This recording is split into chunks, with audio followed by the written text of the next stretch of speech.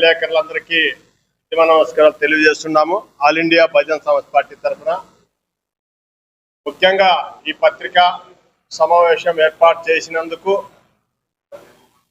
All India జై హింద్ పార్టీకి ప్రత్యేకంగా ధన్యవాదాలు తెలియజేస్తున్నాము. ఎందుకంటే ఈరోజు ఒక గొప్ప నాయకుడు, గొప్ప దేశభక్తుడు మరి అల్లూరు సీతారామరాజు గారు 129వ జయంతి సందర్భంగా ఈరోజు ఈ ప్రెస్ మీటింగ్ ఏర్పాటు చేసినందుకు ముందుగా వారికి ధన్యవాదాలు తెలియజేసుకుంటున్నాం. ముఖ్యంగా ఆంధ్రప్రదేశ్ విషయానికి వస్తే గత 20 సంవత్సరాల నుంచి ఈ 25 వరకు చూస్తే ఈ పాలకులు మాట్లాడిన మాటలు, ఈ పాలకులు చేసిన పోరాటాలు, ఈ పాలకులు చేసిన పరిపాలన అంతా ఈరోజు నెమరేసుకుంటే ప్రత్యేక హోదా విషయంలో అందరూ కావాలని ఆనాడు పోరాటం చేశారు.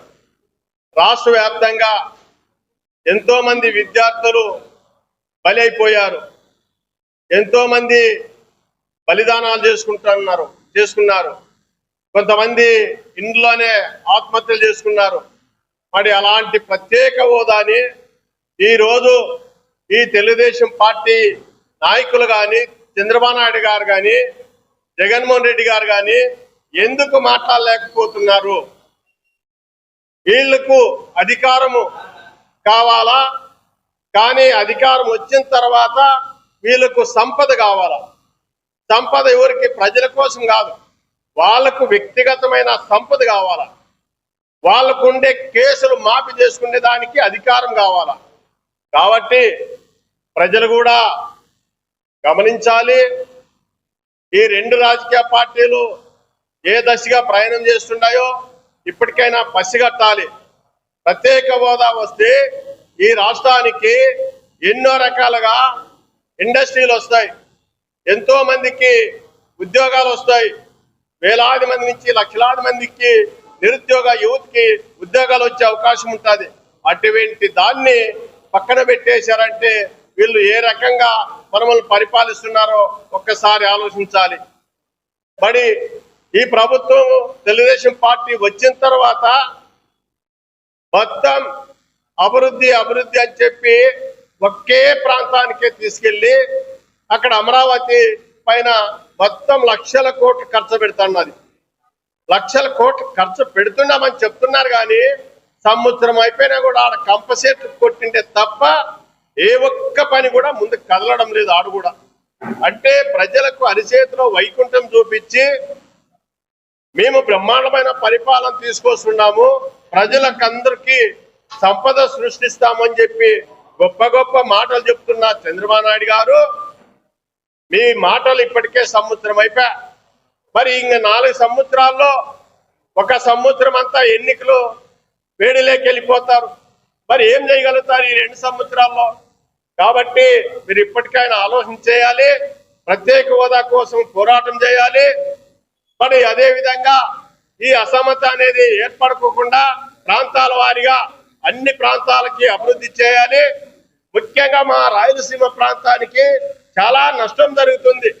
గత 65 సంవత్సరాల చరిత్ర వెనక్కి తిరిగి చూస్తే ఈ రాష్ట్రంలో, ఉమ్మడి రాష్ట్రంలో నుంచి ఈనాటి వరకు కూడా నష్టపోతుండేది రాయలసీమ రైతాంగం. రాయలసీమ ప్రాంతం గర్వ ప్రాంతం. ఈ రాయలసీమలో ఎక్కడే కానీ ఇప్పటికి కూడా సరైన ప్రాజెక్టు పూర్తి చేయలేకపోతున్నారు. ఆంధ్రనివా కాలువ ద్వారా నీళ్ళు వచ్చి 10 సంవత్సరాలు దాటిపోయిన జీడిపల్లి రిజర్వాయర్కి మరి ఇంతవరకు మెట్ట భూములకు 1 ఎకరా కూడా నీళ్లు ఇవ్వలేదంటే వీళ్ళు ఓటు ఎన్నికైన ఎమ్మెల్యేలను ఏమనాలి, ఎంపీలను ఏమనాలి? మరి రైతులు మేము అండగా ఉంటామని చెప్పి ఎన్నికల ముందు అన్ని గొప్ప గొప్ప మాటలు చెప్పుకున్న ఈ పాలకులు సమాధానం చెప్పాలి. ఎందుకంటే ఒక్క జీడిపల్లి రిజర్వాయర్కి నీళ్ళు వచ్చిన తర్వాత ప్రతి మండలంలోనూ 10,000 ఎకరాల నుంచి 16,000 ఎకరాలకు నీళ్లున్నాయి. దాదాపు 49 మండలాల్లో నీళ్లున్నాయి. మరి ఇంతవరకు ఒక్క మండలానికి కూడా 1 ఎకరాకి నీళ్ళు లేదు. కనీసం భైరవంతిప్ప ప్రాజెక్టు కాలువ పని అక్కడ జగన్మోహన్ రెడ్డి చేయకపోయా, ఇక్కడ చంద్రబాబు నాయుడు దాని మీద ఇంకా దృష్టి పెట్టలేదు. అదే విధంగా ఇక్కడ పేరూరు డ్యామ్ కి కాలువ తీసుకొస్తాము, కాలువ ద్వారా పుష్కలంగా నీళ్లు ఇస్తామని చెప్పారు. ఇప్పటి వరకు కూడా కాలువ పని ఇంకా బడ్జెటే రాలేదు. మరి ఏ రకంగా వీళ్ళు అభివృద్ధి చేస్తారు? రైతులకు పండించే పంటలకి కనీస గిట్టుబాటు ధర కల్పించలేకపోతున్న ఈ పాలన మనం చూస్తున్నాం. ఈ రోజు రైతులు అకాలంలో వర్షాలు వస్తే, అకాలంలో ఏదన్నా అనావృష్టి కలిగితే వాళ్ళని ఆదుకుండే దిక్కు దాయ లేకుండా ప్రభుత్వాలు మనం చూస్తున్నాం ఈ రోజు. కాబట్టి మేము ఈ పాలకులకు ఒకటే చెప్తున్నాము, ఈ 3 సంవత్సరాల్లో మీరు ఇప్పటికే చాలా వెనుకబడిన ప్రాంతాన్ని నిర్లక్ష్యం చేస్తున్నారు. రాయలసీమ ప్రాంతానికి మాకు ఖచ్చితంగా సాగునీరు, తాగునీరు పుష్కలంగా ఇవ్వాలి. మన నీళ్లు నిల్వ చేసుకోవడానికి అనంతపురం జిల్లాలో చిత్రావతి నది పైన ఒక రిజర్వాయర్ కట్టాలి, ఇక్కడ పెన్నా నది పైన మరొక రిజర్వాయర్ కట్టాలి. మరి ఆ రిజర్వాయర్ 2 రిజర్వాయర్ చేస్తేనే ఈ రాయలసీమలో అనంతపురం జిల్లాకి నీళ్లు నిల్వ చేసుకునే అవకాశం వస్తుంది. 50 రోజులు నీళ్లు వస్తాయి, సముద్రం పాలపోయే నీళ్లు మాకు మిగిలిన జిల్లాలే ఇస్తాండేది. మరి ఆ నీళ్లు మేము ఎక్కడ తీసుకొచ్చి పెట్టుకోవాలి? కాబట్టి ఇప్పటికే ముందస్తుగా లేకుండా పరిపాలన చేస్తున్నారు. చంద్రబాబు నాయుడు ముందస్తు పరిపాలన ముందు చూపుండాలి. 40 సంవత్సరాల చరిత్ర కలిగిన చంద్రబాబు నాయుడికి మేము ఒకటే తెలియజేస్తున్నాము, మాకు అనంతపురం జిల్లాలో 2 రిజర్వాయర్ల నిర్మాణం చేపట్టాలి. మరి అదే విధంగా మెట్టి భూములకి ఈ 2 సంవత్సరాల్లో అయినా మీ పాలనలో మాకు కనీసం ఒక 3,50,000 ఎకరాలకి నీళ్ళు ఇవ్వాలి. 4,42,000 ఎకరాలకి నీళ్లు ఉన్నాయి. మరి అనుకుంటే ఇంకా ఎక్కువ ఇవ్వచ్చు. కాబట్టి మాకు కనీసము 3 లక్షల ఎకరాలకి మిట్టె భూములకి నీళ్లు ఇవ్వాలని చెప్పి కోరుతున్నాము.